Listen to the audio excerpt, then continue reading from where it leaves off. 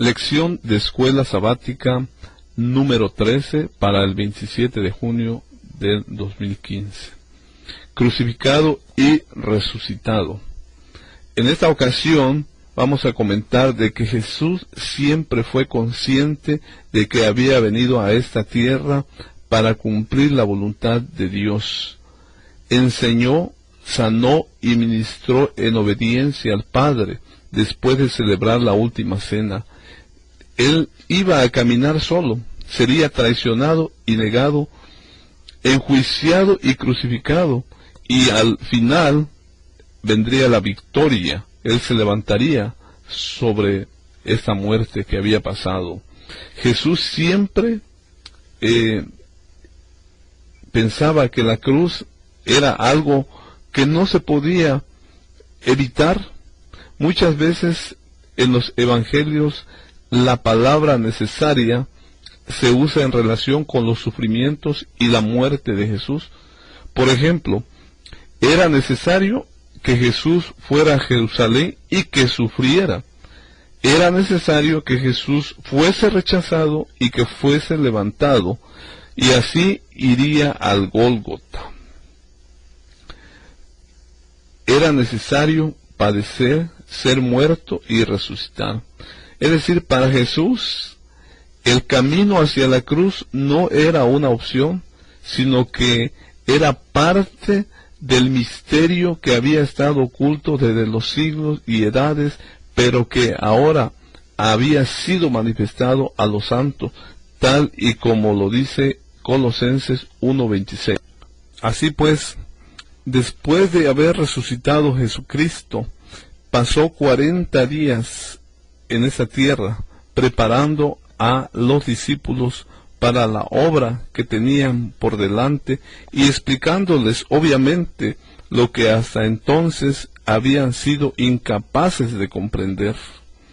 Durante estos días que Cristo pasó con sus discípulos, obtuvieron una nueva expectativa, una nueva visión, mientras oían al amado Maestro explicándole las Escrituras a la luz de todo lo que había sucedido. En este caso, su fe de ellos en Él se fortaleció plenamente. Llegaron al punto de decir: yo sé en quién he creído, tal y como dice 2 de Timoteo 1:12. Comenzaron a comprender la naturaleza y la extensión de su obra al ver que habían de proclamar al mundo las verdades que se les había encomendado. Les demostró que el terrible conflicto que todavía no podían comprender era el cumplimiento del pacto hecho antes de la fundación del mundo. Es decir, Cristo debería de morir como todo transgresor de la ley debe morir si continúa obviamente en el pecado. Y todo esto había de suceder, pero no terminaba en derrota, sino gloria a Dios, gloria al Señor Jesucristo, que termina en una victoria gloriosa y eterna. Jesús le dijo que debía hacerse todo esfuerzo posible para salvar al mundo del pecado. Sus seguidores deberían de vivir como Él había vivido y obrar como Él había obrado, esforzándole y perseverando en oración, perseverando en la palabra de Dios, tal y como lo menciona el Deseado de la Gente, página 740. Ahora bien, en Getsemaní la lucha fue terrible. Como vemos, Dios crea desde el principio a Adán y Eva, y obviamente están en ese hermoso jardín, bendecidos con todo lo que necesitaban para su vida cotidiana. Pero pronto sucede algo extraordinario. Aparece el enemigo de Dios, y él tienta a la primera pareja y empuja a la joven tierra a la gran controversia entre el bien y el mal, entre Dios y Satanás. En el tiempo de Dios, otro jardín llegó a ser un terrible campo de batalla, donde rugía la guerra entre la verdad y la falsedad, entre la justicia y el pecado, y entre el plan de Dios para la salvación humana y la meta de Satanás de la destrucción humana. En el Edén, el mundo fue precipitado al desastre del pecado. En el Getsemaní, Jesús se aseguró de la victoria definitiva del mundo. Es decir, aquí, como podemos ver, ocurre algo en el Edén y también ocurre algo en el Getsemaní.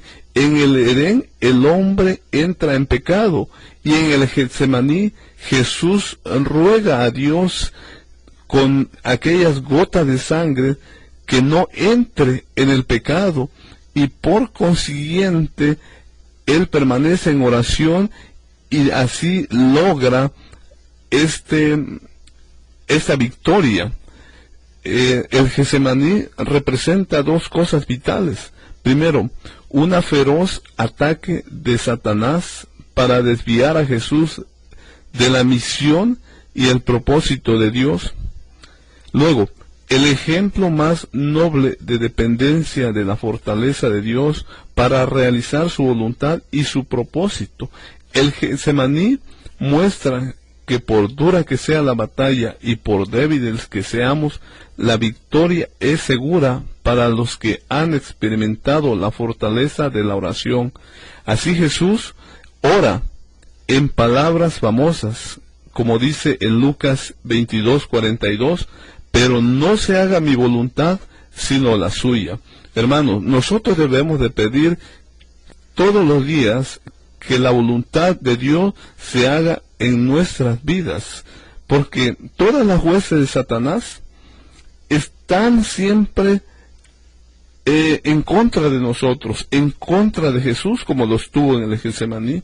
Los discípulos de Jesús, a quienes él amaba mucho, estaban ciegos a su sufrimiento.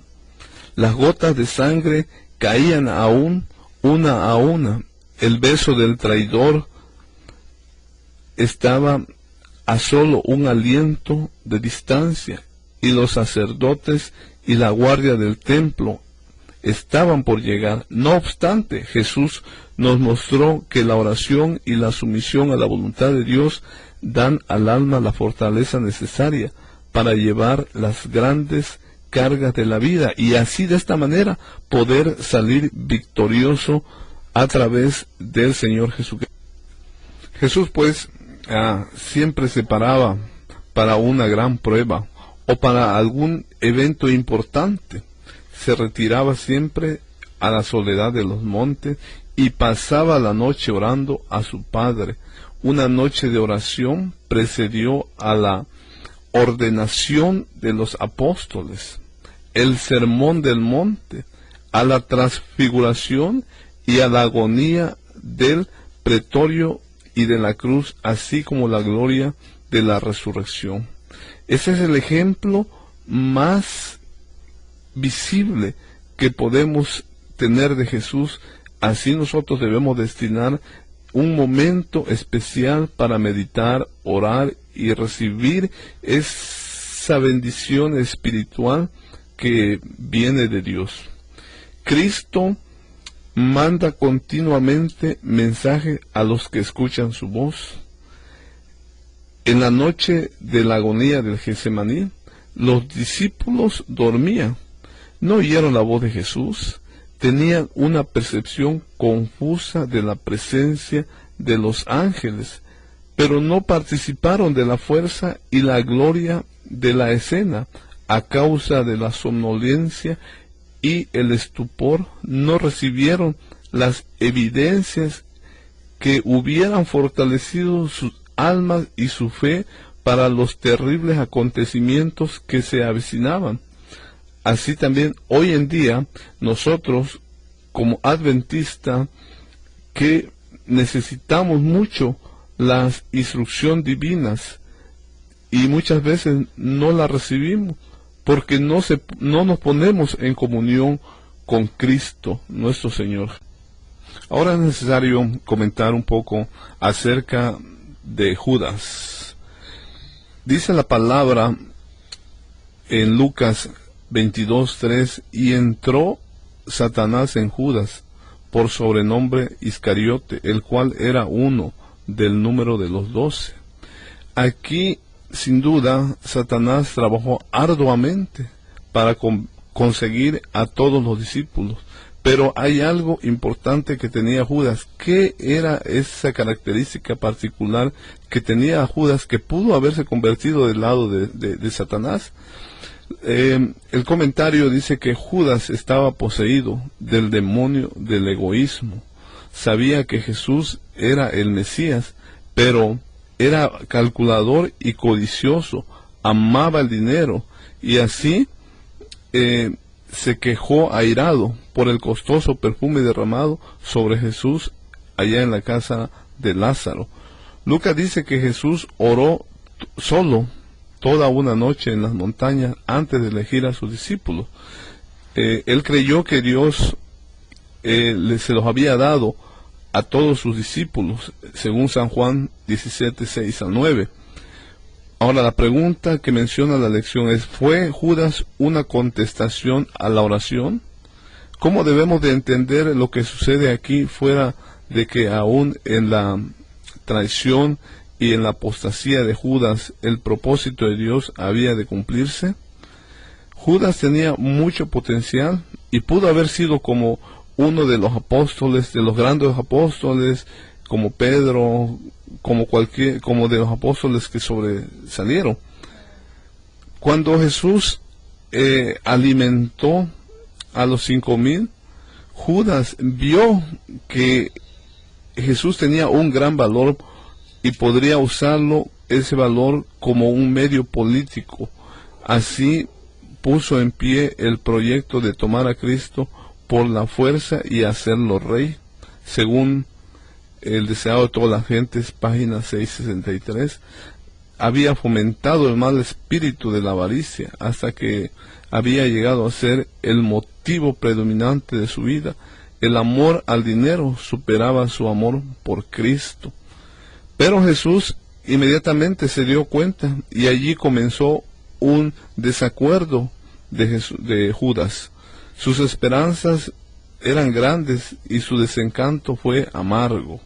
Obviamente, Judas y otros creían que Jesús usaría su poder para establecer un reino terrenal, y Judas quería un lugar en ese reino. Cuán trágico fue que su deseo de un lugar en un reino temporal le hiciera perder un lugar en el reino eterno. Jesús conocía perfectamente que su falso discípulo lo traicionaría, y sin embargo no lo separó de los otros discípulos, alejándolos de él. Estaba preparando la mente de esos hombres para su muerte y ascensión, y previó que si alejaba a Judas, Satanás lo usaría para divulgar informes que serían difíciles de explicar. Por lo tanto, Cristo no alejó a Judas de su presencia, sino lo mantuvo a su lado para poder contrarrestar la influencia que él pudiera ejercer contra la obra de Jesús, según el comentario bíblico adventista, tomo 5, página 1077. Ahora bien, María amaba a su Señor, y por eso es que derramó ese perfume de alabastro muy caro, y Judas puso una excusa por su codicia. Sugirió que el perfume podría venderse por una cantidad de dinero para entregárselo a los pobres, pero no se trataba de que se preocupara por ellos, porque era egoísta y a menudo se apropiaba para su propio uso de lo que se le había confiado, con el fin de que fuera dado a los pobres. Judas no se había preocupado por la comodidad y ni siquiera de las necesidades de Jesús, pero para excusar su codicia a menudo se refería a los pobres. Sabía cuán ansioso estaban por prender a Jesús, y se ofreció a los principales sacerdotes y ancianos para venderlo por unas cuantas monedas de plata. Su amor al dinero lo indujo a traicionar a su Señor para ponerlo en manos de sus más acervos enemigos. Satanás estaba obrando directamente por intermedio de Judas, y en medio de esas escenas impresionantes de la última cena, el traidor estaba trazando planes para entregar a su maestro, según la historia de la redención en la página 215 al 217. La cruz es un gran evento que dividió la historia de la humanidad. La división entre la fe y la incredulidad, entre la traición y la aceptación, y entre la vida y la muerte eterna. Con respecto a la cruz, no hay terreno intermedio para ningún ser humano. Al final, debemos de estar de un lado o del otro.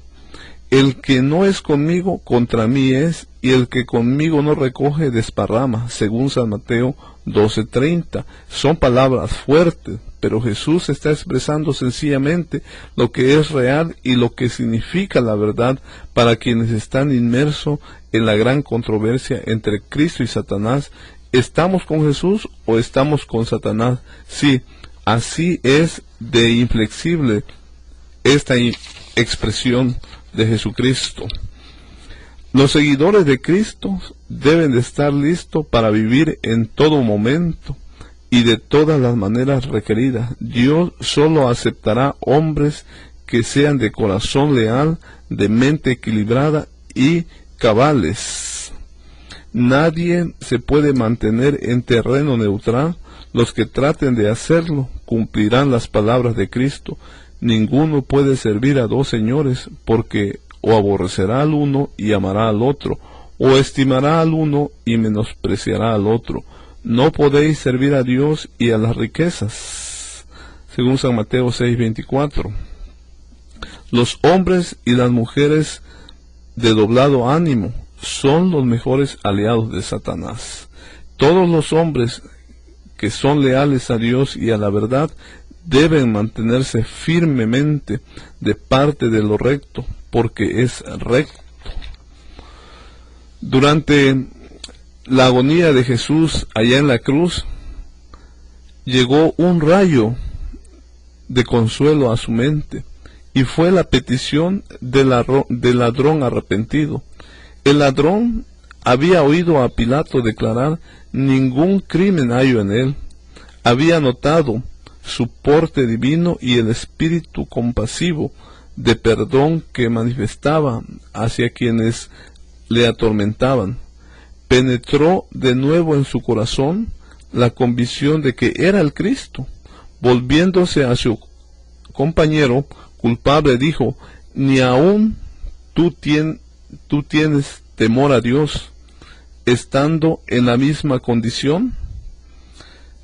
Los ladrones moribundos no tenían ya nada que temer de los hombres, pero uno de ellos sentía la convicción de que había un Dios en quien temer, un futuro que debía hacerle temblar.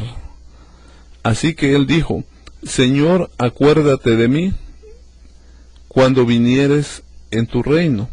Prestamente llegó la respuesta, o el tono era suave y melodioso, y las palabras llenas de amor, compasión y poder. De cierto te digo, hoy estarás conmigo en el paraíso. Según el deseado de todas las gentes, página 697 al 98. Ahora bien, hablemos acerca de la resurrección de Jesucristo. El domingo, muy temprano, las mujeres fueron a la tumba para completar el ritual de la sepultura. No esperaban una tumba vacía, o que los mensajeros celestiales le dijeran: no está aquí, sino que ha resucitado. Acordaos de lo que os habló cuando aún estaba en Galilea. Hay mucha evidencia acerca de la resurrección de Jesucristo en los libros de Hechos. Por ejemplo, Hechos capítulo 1, versículo 22 nos dice: comenzando desde el bautismo de Juan hasta el día en que entre nosotros fue recibido arriba, uno se ha hecho con nosotros testigos de su resurrección. Tenemos Hechos 2:32, a este Jesús Cristo resucitó Dios, de lo cual todos nosotros somos testigos. Las mujeres fueron testigos presenciales de la resurrección de Jesús. Corrieron para compartir esta buena noticia con otros, pero ninguno les creyó. Según el libro de Lucas 24:11, los apóstoles, en cambio, desecharon la mayor noticia en la historia de la redención como una locura de mujeres agotadas y doloridas. Cuán pronto habrían de descubrir cuán equivocados estaban. La resurrección de Cristo es fundamental en el acto redentor de Dios y para la totalidad de la fe y la existencia cristianas. Pablo deja esto muy claro. Si Cristo no resucitó, vana es entonces nuestra predicación, vana es también vuestra fe, según 1 Corintios 5:14. Es vana o vacía, porque sólo en la resurrección de Cristo encontramos esperanza para la nuestra. Sin esa esperanza, nuestra vida aquí terminaría para siempre. La vida de Cristo no terminó en una tumba, y la gran promesa es que la nuestra tampoco terminará. Según el comentario, David, como rey de Israel y también como profeta, había sido especialmente honrado por Dios. Se le mostró en visión profética la vida, el ministerio futuro de Cristo. Vio su rechazamiento, su juicio, su crucifixión, su sepultura, su resurrección y su ascensión. David dio testimonio de que el alma de Cristo no quedaría en el Hades, es decir, en la tumba, y que su carne no vería corrupción. Pedro comprobó que esta profecía se cumplió en Jesús de Nazaret. Efectivamente, Dios lo levantó de la tumba antes que su cuerpo viera corrupción. Era entonces él exaltado en el cielo.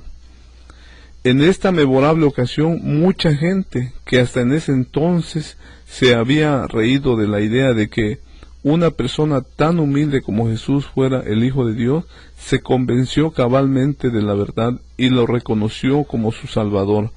3,000 almas se añadieron a la iglesia. Los apóstoles hablaron impulsados por el Espíritu Santo, y sus palabras no podían ser contradichas porque las confirmaban extraordinarios milagros llevados a cabo gracias al derramamiento del Espíritu de Dios. La resurrección de Jesús debería haber sido evidencia suficiente para demostrar que Jesús era el Mesías. Así, por ejemplo, en Lucas 24:13 al 49, nos menciona que dos de ellos iban el mismo día a una aldea llamada Emaús, que estaba a 60 estadios de Jerusalén. Hablaban entre sí de todas aquellas cosas que habían acontecido, y sucedió que mientras hablaban y discutían entre sí, Jesús mismo se acercó y caminaba con ellos, pero los ojos de ellos estaban velados para que lo reconociera. En el versículo 25 les dijo: insensatos y tardos de corazón para creer todo lo que los profetas han dicho. ¿No era necesario que el Cristo padeciera estas cosas y que entrara en su gloria? Y comenzando desde Moisés y siguiendo por todos los profetas, les declaraba en todas las escrituras lo que de él decía. Llegaron a la aldea donde iban, y él hizo como iba más lejos, pero ellos lo obligaron a quedarse, diciendo: quédate con nosotros, porque se hace tarde y el día ya ha declinado. Entró pues a quedarse con ellos, y aconteció que, estando sentado con ellos a la mesa, tomó el pan, lo bendijo, lo partió y les dijo. Entonces les fueron abiertos los ojos y lo reconocieron, pero él desapareció de su vista, y se decían el uno al otro: ¿No ardía nuestro corazón en nosotros mientras nos hablaba en el camino y cuando nos abría las Escrituras? Antes de revelar quién era, Jesús les señaló las Escrituras, dándoles un fundamento bíblico firme para su fe en él.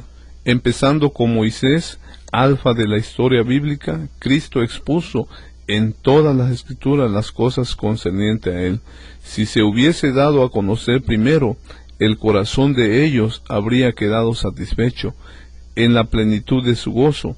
No habrían deseado más, pero era necesario que comprendiesen el testimonio que le daban los símbolos y las profecías del Antiguo Testamento. Su fe debería establecerse sobre estas.